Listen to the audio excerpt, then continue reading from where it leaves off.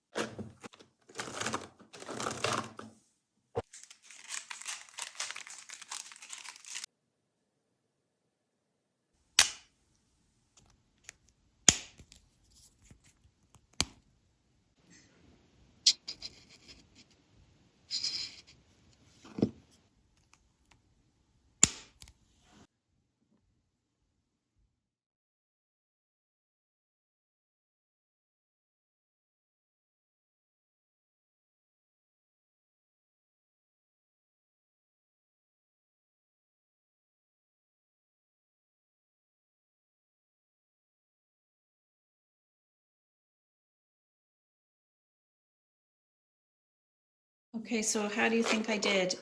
What changes would you make? Do you stick with your color chart? I have no idea how to organize these things in a way that is eye-pleasing but sensible. I think the next thing I'll do is create a color chart to swatch out the colors to see how similar they are to the actual cap color.